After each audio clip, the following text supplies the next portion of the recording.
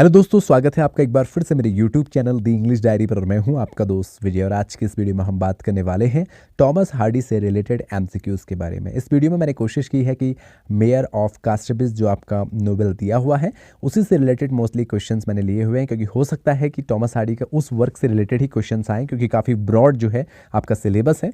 और उस सिलेबस में हर राइटर से या पोइट से अगर वन क्वेश्चन भी पिकअप करता है तो बहुत सारे क्वेश्चंस बन जाते हैं। तो हो सकता है कि वो टॉमस हार्डी से रिलेटेड बहुत ज़्यादा चीज़ें वर्क से रिलेटेड ना पूछे, लेकिन मेयर ऑफ कास्टरबिस से रिलेटेड क्वेश्चंस पूछ सकता है। लेकिन फिर भी आपको तैयार रहना है, क्योंकि यूके ट्रिपल एससी का श्योर नहीं रहता है, क्योंकि टॉमस हार्डी तो उन्होंने दिया ही हुआ है, उसके आगे नोवेल भी लिखी हुई है। ठीक है, तो चलते हैं आज की इस वीडियो की तरफ। और अगर आप चैनल में नए हैं तो सब्सक्राइब करना बिल्कुल ना भूलें, कमेंट जरूर करें, लाइक करना भी ना भूलें अगर आपको वीडियो पसंद आती है तो आज का हमारा सबसे जो पहला क्वेश्चन है वो है, at the opening of the novel what is Michael Henchard's occupation. जब नोवेल स्टार्ट होती है तो माइकल हिंचार्ड का जो है ऑक्यूपेशन क्या होता है, व्यवसाय क्या होता है। वो एक शेपर्ड था, फार्मर था, बेल्डियर था या हेट रसर था। तो आप सभी को इसका राइट आंसर पता होगा, हेट रसर था। ठीक है, माइकल हिंचार्ड क्या था, एक हेट रसर था। तो आप अगर ऐसे याद ना भी रहें तो आप एच का मीनिंग याद रखना, एच फॉर हिंचार्ड, एच फॉर हे। ठीक है, इस तरह से आप याद रखिएगा। नेक्स्ट क्वेश्चन यहाँ पर है, to whom does Henchard sell his wife. यानी जो हिंचार्ड है वो अपनी वाइफ को किसे सेल करता है, किसे बेच देता है। अफर्मिटी सेलर को, एक सेलर को, या फार्मर को, या फिर नोबलमैन को। तो राइट आंसर है एक सेलर को। वो अपनी वाइफ को एक सेलर को जो है सेल कर देता है। तो यहाँ भी आप याद रख सकते हैं कि सेल किसे करा, सेलर को। सेल किसे करा, सेलर को। तो दोनों एस एस से आते हैं, तो आपको याद रहेगा कि एक सेलर को जो है उन्होंने क्या किया था, अपनी वाइफ को सेल कर दिया था, बेच दिया था। नेक्स्ट हमारा क्वेश्चन है, the morning after selling his wife what place does Henchard make. तो अपनी वाइफ को बेचने के अगले दिन वो क्या प्लेस लेता है, क्या प्रतिज्ञा लेता है जो माइकल हिंचार्ड है, क्या प्रतिज्ञा लेता है, क्या प्ले लेता है। Not to drink for a period of 21 year, 21 सालों तक वो पिएगा नहीं। To search for her and make amends, उसे ढूंढेगा, उससे माफ़ी मांगेगा, जो भी है। To choose a better wife for his second marriage, या दूसरी वाइफ चूज़ करेगा। To leave the god fearing life of a good season. तो ये 4 यहाँ पर ऑप्शन है, लेकिन उन्होंने जो प्लेस ली थी वो राइट आंसर है ये, not to drink for a period of 21 year, क्योंकि उन्होंने अपनी वाइफ जो है नशे में बेच दी थी। तो इस वजह से उन्होंने जो है अगले 21 सालों तक, 21 ईयर्स तक ड्रिंक ना करने की प्लेस ली थी। तो ये आपको याद रखना है। ठीक है, 21 ईयर, कई बार कन्फ्यूजन हो जाती है इन ईयर्स पे, तो आप इस चीज़ को याद रखिएगा। Who had Henchard arranged to hire as his business manager before meeting फारफ्री। फारफ्री से मिलने से पहले उन्होंने अपना बिजनेस जो मैनेजर है उसे किसे बनाया था। ठीक है, तो किसे अरेंज किया था, ये यहाँ पर क्वेश्चन है। तो यहाँ पर ऑप्शन है क्रिस्टोफर कॉनवे, सोलोमन लॉन्गवेज, या नैंस मॉकरिच, या फिर जेशुआ जॉब। तो यहाँ पर 4 ऑप्शन है। जिसका राइट आंसर है वो हमारा है 4th वाला, जेशुआ जॉब। जेशुआ जॉस को उन्होंने जो है फारफ्री के मिलने से पहले अपना बिजनेस मैनेजर बनाया था। तो ये आप याद रखिएगा। नेक्स्ट हमारा क्वेश्चन है, to what biblical figure does Henchard compare himself his suffering. जब वो अपनी सफरिंग में था, अपनी कठिनाइयों में था, तो उसने बाइबल के किस फिगर को, किस कैरेक्टर को जो है अपने आप से कंपेयर किया। तो केन से, जीजस से, जॉब से, या मोसेस से। तो राइट आंसर है केन से। ठीक है, केन से उन्होंने अपने आप को कंपैरिजन किया था, कंपेयर किया था। ठीक है, बाइबल की एक फिगर थे, तो ये आप याद रखना। ठीक है, नेक्स्ट क्वेश्चन है, what is the name of Michael Henchard daughter. Michael Henchard की डॉटर जो थी उसका एक्चुअल नेम क्या था, सुजैन, मैरी एन, एग्नीज, या फिर एलिजाबेथ जेन। तो इसका राइट आंसर है एलिजाबेथ जेन। एलिजाबेथ जेन जो है हिंचार्ड की डॉटर थी।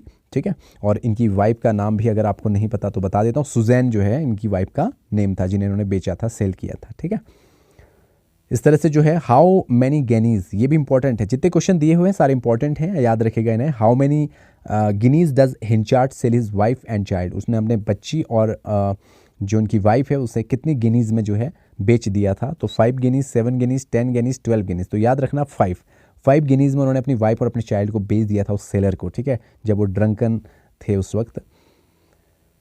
नेक्स्ट क्वेश्चन है हमारा, how old is Henchard when the novel, यहाँ पर द होना चाहिए, व्हेन द नोवेल ओपन, जब नोवेल स्टार्ट होता है या शुरू होता है।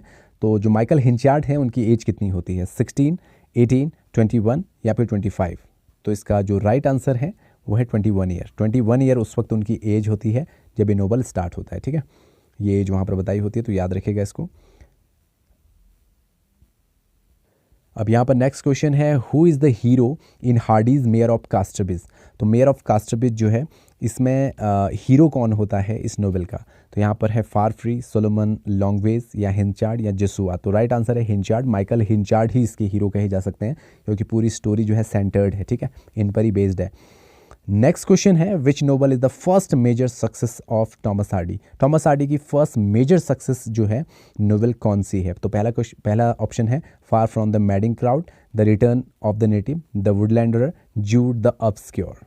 तो ये क्वेश्चन जो है काफ़ी इंपॉर्टेंट हो जाता है, याद रखिएगा। Major success of Thomas Hardy, first major success, तो ये जो था ये था फार फ्रॉम मेंडिंग क्राउड, याद रखिएगा इसको। ये इनका फर्स्ट मेजर सक्सेसफुल जो है नोवेल थी, ठीक है।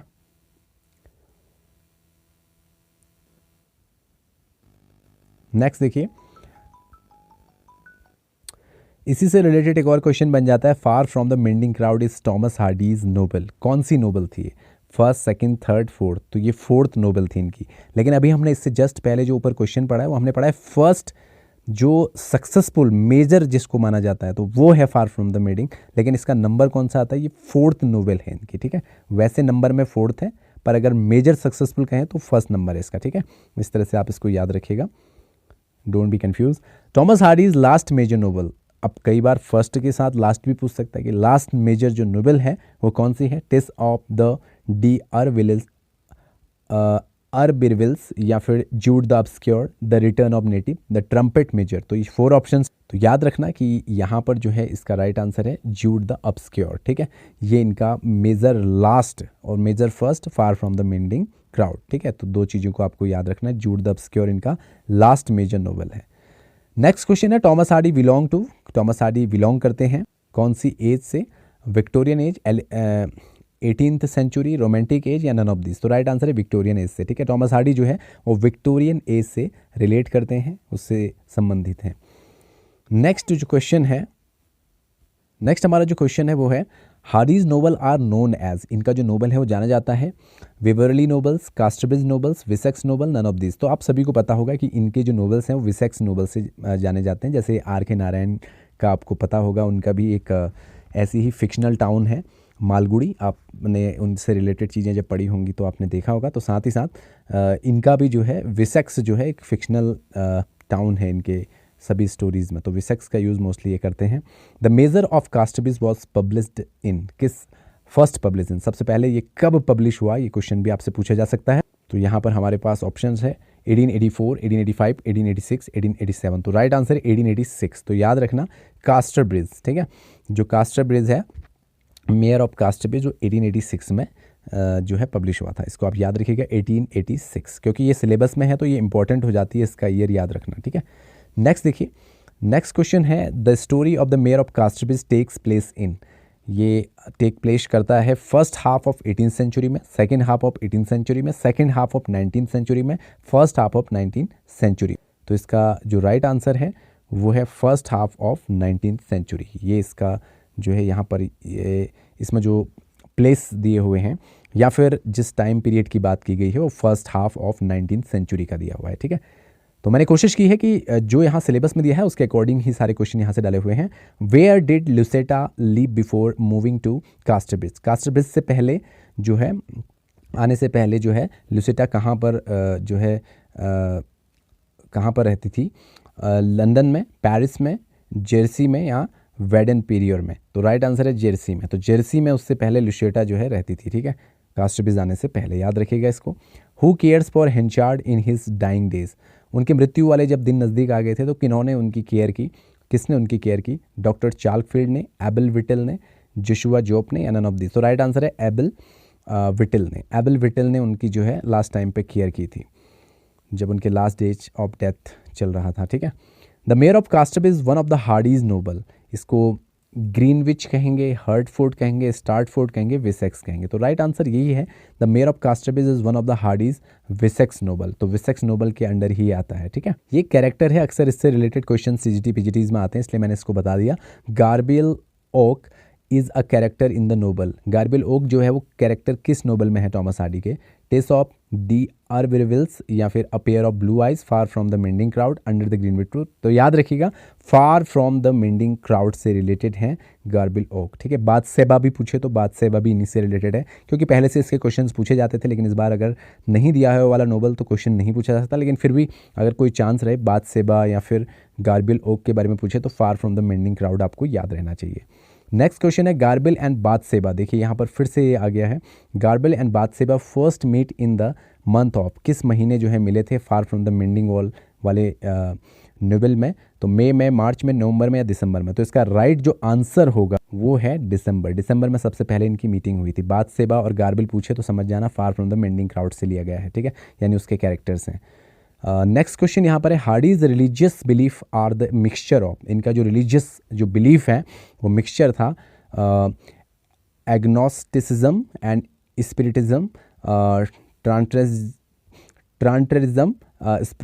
स्पिरिचुअलिज्म या फिर एग्नोस्टिसिज्म। ठीक है, थोड़ा बोलने में इनको प्रॉब्लम है मुझे, तो इसलिए मैं जैसा बोल पा रहा हूँ वही बोल रहा हूँ। तो इसका राइट आंसर है ए, एग्नोस्टिसिज्म एंड स्पिरिटिसिज्म। ठीक है, ये दो चीज़ें आपको याद रखनी।